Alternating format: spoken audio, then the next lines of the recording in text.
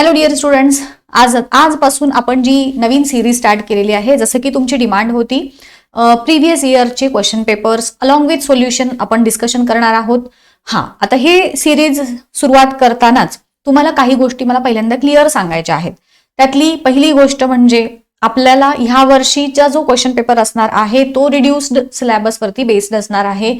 त्यामुळं तुम्ही आधीचे क्वेश्चन पेपर्स बघत असताना त्या रिड्युस्ड पार्टवरचे जे क्वेश्चन्स आहेत ते आपल्याला त्या वेळेस मी सांगतच जाईन अर्थातच. तर तो एक भाग झाला, तो रिड्यूस होणार आहे. दुसरी गोष्ट म्हणजे ऍक्टिव्हिटी बेस्ड बरेचसे क्वेश्चन्स होते, बरेचसे क्वेश्चन्स पेपर तुम्ही जे आधीचे बघताय तर त्याच्यात ऍक्टिव्हिटी बेस्ड. तर अगेन तो जो रिड्यूस सिलेबस मधला ऍक्टिव्हिटीचा पार्ट आहे त्याच्यावरचे क्वेश्चन्स देखील कमी करण्यात येणार आहेत. तिसरी महत्वाची गोष्ट म्हणजे काही क्वेश्चन पेपर्स तुम्ही जे बघताय त्याच्यामध्ये 9th स्टँडर्डच्या सिलेबसवरती बेस्ड असणारे काही क्वेश्चन्स, कारण आधी तो पॅटर्न तसा होता की ज्याच्यामध्ये जवळजवळ 15 ते 20% मार्क किंवा क्वेश्चन्स जे आहेत ते 9th स्टँडर्डच्या सिलेबसवरती बेस्ड असायचे. मुलांना त्याचाही अभ्यास करायला लागायचा, पण तो पॅटर्न नंतर बंद झालेला आहे. सो काही क्वेश्चन्स किंवा तुम्ही जे मॉडेल पेपरचे सेट बघत असाल मार्केटमध्ये जे अवेलेबल आहेत किंवा जे प्रिव्हियस इयरचे क्वेश्चन पेपर्समध्ये तुम्हाला तसेही क्वेश्चन्स दिसतील. जिथे जिथे ते अशा प्रकारचे क्वेश्चन्स येतील ते मी तुम्हाला सांगतच जाईन, नो प्रॉब्लेम. सो हे काही गोष्टी क्लिअर करायच्या आहेत. अजून एक महत्वाची गोष्ट म्हणजे चेंज झालेला पेपर पॅटर्न. जसं की काही क्वेश्चन पेपर्स तुम्ही बघितले असतील त्याच्यामध्ये क्वेश्चन नंबर 1, 2, 3, 4 असे आहेतच, पण क्वेश्चन नंबर 2 जो आहे, जसं की आता माझ्याकडे हा जो एक क्वेश्चन पेपर आहे ह्याच्यामध्ये क्वेश्चन नंबर 2 10 मार्कांचाच आहे, पण ह्याच्यात एकच क्वेश्चन आहे. एकूण तुम्हाला 6 क्वेश्चन्स दिलेत, त्याच्यापैकी कोणतेही 5 तुम्हाला सॉल्व्ह करायचे आहेत, राईट. पण आता जो बदललेला पॅटर्न आहे त्याच्यानुसार काय आहे, क्वेश्चन नंबर 2 ए आणि बी अशा 2 सब क्वेश्चन्स मध्ये डिवाइड झालेला आहे. क्वेश्चन नंबर 2 ए जो आहे त्यात कंपल्सरी तुम्हाला गिव्ह सायंटिफिक रिझन्स वरती क्वेश्चन्स असणार आहेत. तुम्हाला कोणतेही 3 दिले जातील, त्यातले कोणतेही 2 सॉल्व्ह करायचे आहेत. आणि क्वेश्चन नंबर 2 बी जो आहे त्याच्यामध्ये मग आन्सर द फॉलोइंग 2-2 मार्कांचे तुम्हाला 5 क्वेश्चन्स दिले जातील, त्यातले एनी 3 सॉल्व्ह करायचे आहेत. सो पेपर पॅटर्न पहिल्यांदा समजून घ्या. ए जो आहे तो परत क्वेश्चन नंबर 1 जो आहे तो परत ए आणि बी अशा 2 सब क्वेश्चन्स मधला आहे, तो पॅटर्न आहे तसाच आहे. क्वेश्चन नंबर 3 मध्ये पण आहे असंच, आणि 4 मध्ये पण काही चेंजेस नाहीत. बदल झाले ते फक्त क्वेश्चन नंबर 2 मध्ये. हा एक महत्वाचा पार्ट झाला. तुम्हाला बरेचदा मला स्टुडंट्स विचारतात की मॅम चॅप्टर वाईज वेटेज काय आहे, कोणत्या चॅप्टरचे जास्त प्रश्न विचारले जातात. तर हा पॅटर्न दिलेला आहे बोर्डांना आपल्याला, पण जर तुम्ही हे पेपर ऑब्झर्व केले प्रिव्हियस इयर्सचे तर त्याच्यामध्ये तुम्हाला असं काही स्पेसिफिक दिसणार नाही की ग्रॅव्हिटेशनवरती फक्त 3च मार्कांचे आहेत किंवा ऑप्शन सहित 5 मार्कांचे आहेत. कमी किंवा जास्त ह्याच्यापेक्षा प्लस मायनस मार्क्स हे असू शकतात. हे एक मी असं सांगेन की हा एक टेंटेटिव्ह समजून घ्या की ह्याच्यातून तुम्हाला आयडियली कळेल की जसं की तुम्हाला इथं दिसतंय इफेक्ट ऑफ इलेक्ट्रिक करंट ह्या चॅप्टरवरती तुम्हाला मॅक्सिमम 5 मार्क दिसत आहेत, किंवा रिफ्रॅक्शन ऑफ लाईट ह्याच्यावरती 5 मार्क आहेत, कार्बन कंपाऊंडवरती 5 मार्क आहेत. म्हणजे थोडक्यात हे 3 चॅप्टर्सना मॅक्सिमम वेटेज दिलेलं आहे. पण म्हणून असं नाही की 5 म्हणजे 5च मार्कांचे विचारले जातील, प्लस मायनस मार्क्स हे होऊ शकतात. हे फक्त तुमच्या रेफरन्ससाठी ठेवा. ही बेसिक इन्फॉर्मेशन जी मला देणं गरजेची वाटली तुम्हाला ते देतेय. जसं की मी तुम्हाला नेहमी सांगते, ह्या वर्षीचे पेपर तुमचे सोपे असणार आहेत आणि त्यामुळं मॅक्सिमम जे क्वेश्चन्स असणार आहेत ते तुमच्या एक्सरसाइजवरचे येणार आहेत. सो ज्यांना चांगलं स्कोअर करायचं आहे, दिवस खूप कमी राहिलेले आहेत, तर त्यांनी कंपल्सरी पहिल्यांदा सगळ्या चॅप्टरच्या एक्सरसाइजचे क्वेश्चन्स व्यवस्थित करून घ्या. मी खूप वेळेस ही गोष्ट तुम्हाला सांगितलेली आहे, परत एकदा सांगते. आणि मगच बाकीचे जे मग इन टेक्स्ट क्वेश्चन्स असतील किंवा मग ऍक्टिव्हिटी बेस्ड क्वेश्चन्स असतील त्याच्या मागे तुम्ही नंतर लागा, आधी एक्सरसाइज कंप्लीट करून घ्या. आता वळूयात आपल्या क्वेश्चन पेपरच्या डिस्कशनकडे. पहिला प्रश्न सेक्शन 1 जो आहे, क्वेश्चन नंबर 1 ए मधले परत ए बी सी असे 3 सब क्वेश्चन्स त्यांनी केलेले आहेत की rewrite the following statement with suitable words. आता इथं दिलेलं आहे रिराईट, म्हणजेच तुम्हाला हे पूर्ण स्टेटमेंट पुन्हा एकदा लिहायचं आहे. बरेचदा मी पेपर तपासताना स्टुडंट्स काय करतात, नुसते आन्सर देतात की जे काही असेल ते, पण इथं तसं नाही करायचंय. कंपल्सरी जिथं रिराईट म्हणून सांगितलेलं आहे तिथे तुम्हाला पूर्ण आन्सर लिहिणं एक्सपेक्टेड आहे. पहिला प्रश्न काय आहे बघा की 1 calorie is equal to dash joule. तर हे तुमच्या इफेक्ट्स ऑफ इलेक्ट्रिक करंट हा जो चॅप्टर आहे त्याच्यामध्ये आहे, दॅट इज 4.18 जूल. हे तुमचं 8th 9th स्टँडर्डला पण हे होता. तर हा एक क्वेश्चन झाला. दुसरा म्हणजे arrangement of elements in a group of 3 is non as. 3 एलिमेंट्सचा एक ग्रुप ज्याला आपण काय म्हणतो ट्रायड्स, तुम्ही ट्रायड्स म्हणा किंवा मग डोबेरायनर्स ट्रायड म्हणा. हा, मग इथे येईल डोबेरायनर्स ट्रायड्स. ठीक आहे. त्याच्यानंतर ट्रू ऑर फॉल्स विचारलंय. बरेच वेळेस ह्याच्यामध्ये थोडीशी व्हरायटी अशी पण असते की जर फॉल्स असेल तर मग ते करेक्ट करून सांगा. मग तशा पद्धतीचा जर असेल तर त्या पद्धतीनं आन्सर लिहायचं. मग तिथे तुम्हाला नुसतं ट्रू ऑर फॉल्स लिहून चालणार नाही आहे. पहिला प्रश्न बघा, pollen, bacteria, fungal spores are also pollutants. हा प्रश्न विचारत तुम्हाला ट्रू ऑर फॉल्स पोल्युशनच्या त्या ह्याच्यामधला आहे. आता ह्याच्यातला येस हा रिड्युस्ड पार्ट मधला आहे, बट स्टील येस हे ट्रू आहे ह्याचा आन्सर. कारण ह्याच्यामुळे आपल्याला वेगवेगळ्या प्रकारचे ॲलर्जीज किंवा रेस्पिरेटरी ट्रॅकचे इन्फेक्शन्स होतात. एअर पोल्युशनसाठी ते रिस्पॉन्सिबल आहेत. Magnetic lines of force always cross each other हे फॉल्स आहे.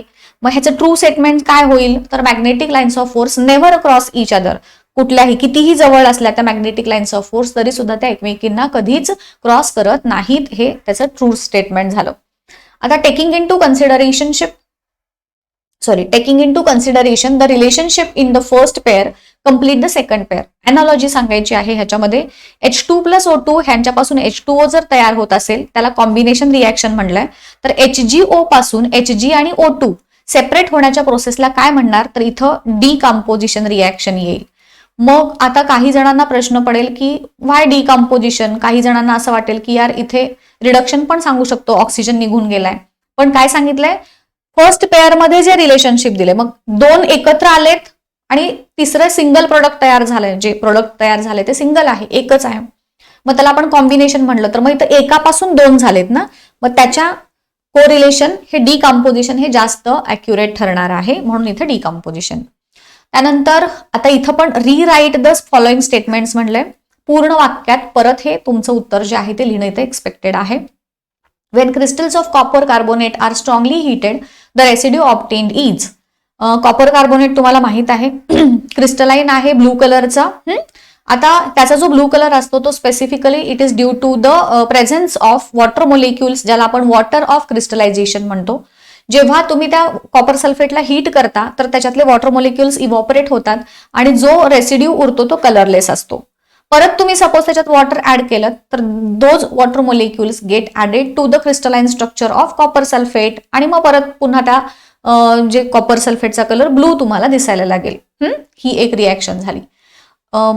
त्यानंतर which type of mirror is used by dentist. Dentist कडून कॉन्केव्ह मिरर यूज केला जातो. त्याच्यानंतर आता हा मिररचा पार्ट आहे, 9वीचा आहे. आपण इथे तुम्हाला कोणता तरी लेन्स बद्दल विचारला जाऊ शकतो. लेन्सेस मधला तुम्हाला लक्षात ठेवा.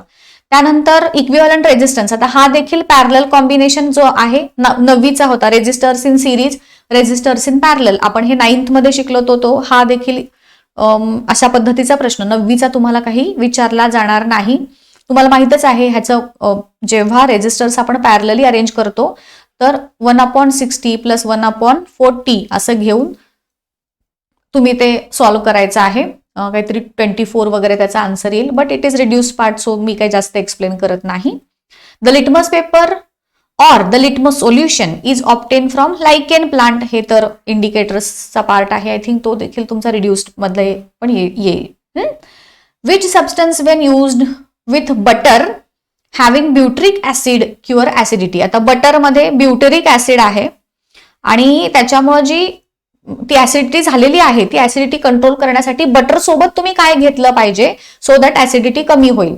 आता 1 by 1 ऑप्शन बघा. लाईम वॉटर, कॅल्शियम हायड्रॉक्साईड आहे, कॅल्शियम कार्बोनेट, सोडा वॉटर आणि लाईम ज्यूस. आता हे 1 by 1 बघितलं तर कॅल्शियम हायड्रॉक्साईड हा बेस आहे, OH दॅट इज बेस आहे.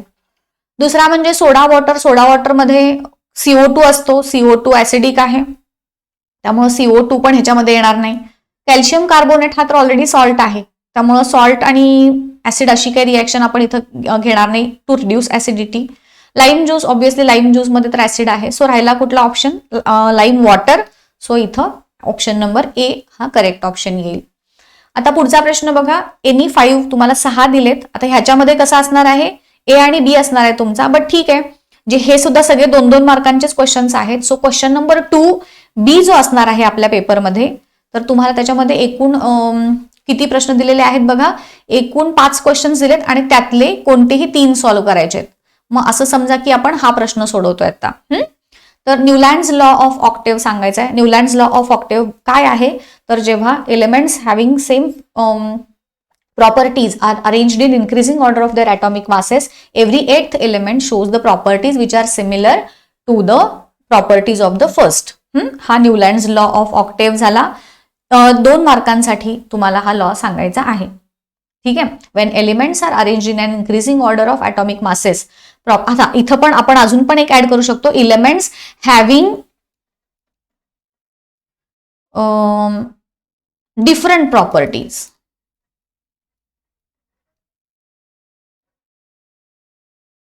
are arranged in an increasing order of atomic masses. Properties of the eighth element are similar to that of the first. त्यानंतर right hand thumb rule विचारलाय. Right hand thumb rule, उजव्या हातामध्ये तुम्ही जेव्हा current carrying state conductor ठेवता तेव्हा तुमचे काय झाले, म्हणजे कसं आहे बघा, तर तुमचा थंब अपवर्ड दिशेनं दिसला पाहिजे आणि कर्ल्ड फिंगर्स जे आहे ते ह्या पद्धतीनं. सो अशा पद्धतीनं तुम्ही धरल्यानंतर thumb points towards the direction of current आणि कर्ल्ड फिंगर्स जे आहेत ती मॅग्नेटिक फील्डची डायरेक्शन इंडिकेट करतात. असा आपला हा राईट हँड थंब रूल आहे. Again for 2 marks. पुढचा काय आहे बघा, if a bulb of 60 watt is connected across a source of 220 volts, find the current drawn by it. कुठल्याही प्रकारचं 2 मार्काला असू देत किंवा 3 मार्काला, given find out formula solution ह्या फॉर्मॅटमध्येच न्यूमरिकल आपल्याला सॉल्व्ह करायचे आहेत. आता इथं मी ओरली सांगते, गिव्हन मध्ये काय काय दिले आपल्याला, तर पॉवर दिलेली आहे त्या बल्बची आणि पोटेन्शियल डिफरन्स दिले. गिव्हन मध्ये काय आहे आपल्याला, पॉवर अँड पोटेन्शियल डिफरन्स किती किती दिले ते लिहायचं. फाइंड आउट मध्ये काय करायचं आपल्याला, तर करंटची व्हॅल्यू दॅट इज आय ची व्हॅल्यू आपल्याला शोधायची आहे. फॉर्म्युला, आता ह्या तिघांच्या मधला कोरिलेशन असणारा फॉर्म्युला काय आहे, P is equal to V I असा फॉर्म्युला आहे आपला. Yes, P is equal to V I formula झाला. सोल्युशन मध्ये आता आपल्याला जस्ट व्हॅल्यूज पुट करायचे आहेत. आय ची व्हॅल्यू काढायची आहे. So I will be equal to P upon V. Values put करा. किती आहे पी ची व्हॅल्यू रे, पॉवर 60 वॅट अपॉन 220 व्होल्ट. हे जर तुम्ही सॉल्व्ह करत गेलात तर साधारण 27 एम्पियर अशी काहीतरी व्हॅल्यू येते. आणि शेवटी परत तुमचं उत्तर वर्ड्स मध्ये लिहायचं. Therefore the current drawn by it is 0.27 ampere. Right, हे झालं. आता ही जी ह्युमन आयची डायग्राम आहे, मी स्पेसिफिकली एक डायग्रामची सिरीज सुरू करणार आहे. बोर्डवरती मी तुम्हाला शिकवेन, कारण ह्याच्यावरती थोडंसं ॲक्युरेट येत नाही डायग्राम. सो तो पार्ट मी तुम्हाला नंतर सांगेन. आता इथं जर बघा, हे radius of curvature of spherical mirror आणि focal length of spherical mirror. आता मिरर हा पार्ट आपण 9th स्टँडर्ड मध्ये शिकलो होतो, बट लेन्सेस आणि मिरर ह्यांच्याशी रिलेटेड कन्सेप्ट तर सेमच आहेत. इफ यू डू रिमेंबर, आपण रेडियस ऑफ कर्वेचर ही कन्सेप्ट लेन्समध्ये पण शिकलोय आणि फोकल लेंथ ऑफ जे आहे लेन्स ही देखील लेन्समध्ये झालेलीच आहे. सो आपण इथे मिररच्या ऐवजी लेन्स असा शब्द घेऊन ह्या डेफिनिशन सांगू शकतो. रेडियस ऑफ कर्वेचर कशाला म्हणायचं, तर रेडियस ऑफ द स्पियर. आता स्पियर तुमची लेन्स जी आहे ती 2 स्पियर्सची बनलेली आहे. राईट, हा एक स्पियर असा, दुसरा एक स्पियर असा, आणि आपली लेन्स जी आहे ती अशी आहे मध्ये. So these are the radii of curvatures of the 2 spheres of which the lens is a part. Radii of the sphere, एक मिनिट क्लिअर करते हे. रेडियस ऑफ कर्वेचरची काय येईल, radii D I of the spheres of which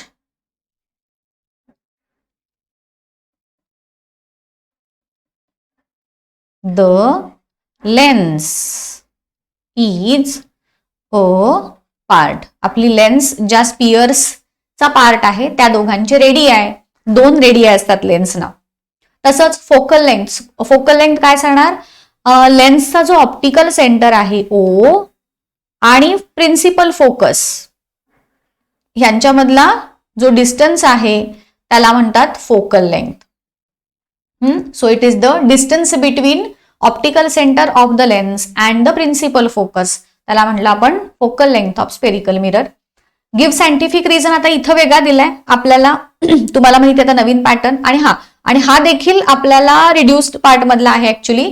sun appears reddish early in the morning असं आपल्याला एक I think एका सेंटेन्स मध्ये सांगितलेलं आहे की हे जे आहे जो सनलाईट आहे, द सनलाईट ट्रॅव्हल्स किंवा तो होरायझन वरती असतो जेव्हा अर्ली इन द मॉर्निंग म्हणजे सूर्योदय होताना किंवा सूर्यास्त होताना, during sunrise and sunset the sun appears reddish in colour. आता त्याच्या मागचं रिझन काय आहे तर the sun rays which are coming towards us when it is at the horizon, it has to travel a longer distance. Sun rays have to travel a longer distance when they are near the horizon.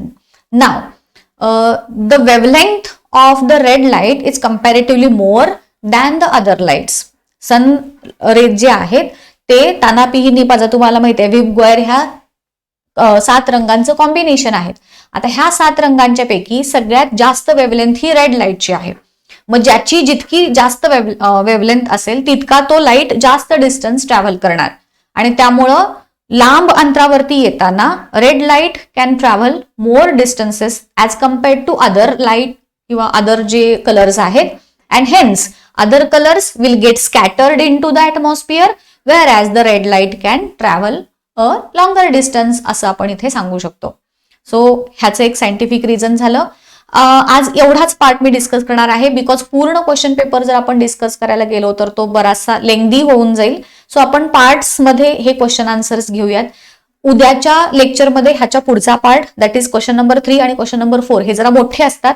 So तो part आपण त्या लेक्चरमध्ये घेऊयात आणि मग ही series अशीच continue ठेवूयात. कशी वाटली ही सिरीज मला नक्की सांगा. भेटूयात आपल्या नेक्स्ट लेक्चरमध्ये. Till then goodbye and all the best for your studies. Thank you.